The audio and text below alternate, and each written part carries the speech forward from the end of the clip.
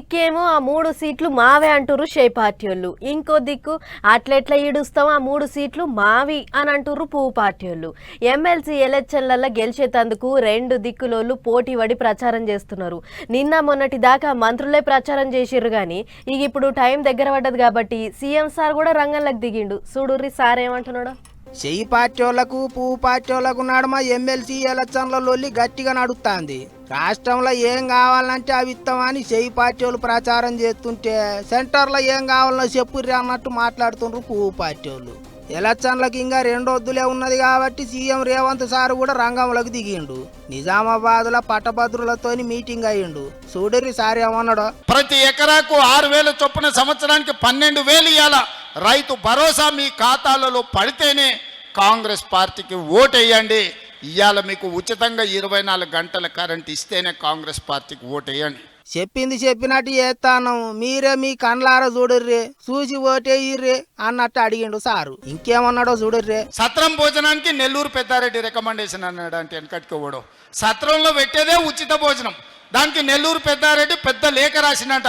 మా ఫలానా మనిషి వస్తున్నాడు, ఆయనకు ఉచితంగా భోజనం పెట్టురని. నెల్లూరు పెద్దారెడ్డి లేఖ రాకపోతే సత్రంలో ఉచితంగా భోజనం పెట్టరా? ఇవాళ రాష్ట్రానికి వచ్చే నిధులకు రోజు నేను ఢిల్లీతో కొట్లాడుతూనే ఉంటే నేను పోయేస్తూనే ఉంటే నేను తెచ్చేది నేను తెస్తా. నీ ఉద్దర పెత్తనం ఎందుకు కేటీఆర్ హరీష్ రావు అని నేను అడుగుతున్నా. పువ్వు పార్టీ వాళ్ళ మీద కారు పార్టీ వాళ్ళ మీద గట్టిగానే గరం అయిండు సారు. ఇంకో దిక్కు ముఖ్యమంత్రి ముచ్చట్ల మీద కాషాయం లీడర్లు కండ్లు పెద్దగా చేస్తాండ్రు. అవి ఇచ్చినాం ఇవి ఇచ్చినాం అని చెప్పి మసిబూస్తాండ్రు. ఆగం కాకుర్రే రాష్ట్రం అప్పుల పాలైంది అన్నట్టు మాట్లాడుతుండ్రు. నువ్వేమో బ్రహ్మాండమైనటువంటి 6 గ్యారెంటీలని హామీలు ఇచ్చి అర గ్యారెంటీ కూడా అమలు చేయకుండా ఏ రకంగా మోసం చేసి దగా చేశావో. ఒక 3 నెలలు ఊరించి రైతు రుణమాఫీ, రైతు భరోసా అని చెప్పి మొత్తం తెలంగాణ ఇండస్ట్రియల్ ఇన్ఫ్రాస్ట్రక్చర్ భూములు తనఖబెట్టి 10,000 కోట్లు అప్పు తెచ్చి భరోసా పేరున కొంతమందికి ఇచ్చినాడు. ఇది గడిచిపోయింది. గిట్ల నడుస్తున్నది ఎమ్మెల్సీ ఎలక్షన్ల ప్రచారం. ఎవళ్ళంతకు వాళ్ళు మేమంటే మేమే అన్నట్టు ముచ్చట్లు చెప్తుండ్రు.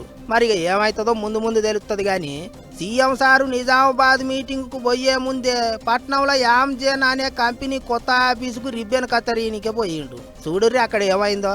I request our Honorable CM and Mr. Bob Bradway to formally inaugurate Amgen India by cutting the ribbon. May I request other dignitaries to kindly hold the ribbon. Thank you. ఓ కొడుకు కత్తెర చూడుర్రి ఎంత పెద్ద ఉన్నదో. రిబ్బన్ కత్తిరి మంచి ఏదో చిన్నపాటి కత్తెర తీసుకొస్తారేమో అనుకున్నాడు సారు. కానీ ఒక్కటేసారి గంత పెద్ద కత్తెర తీసుకొచ్చి చేతులు పెట్టేటాలకు పక్క పొంటే ఉన్న మంత్రి శ్రీధర్ బాబు సారు కూడా కిల్లెర నవ్విండు. ఆ కంపెనీ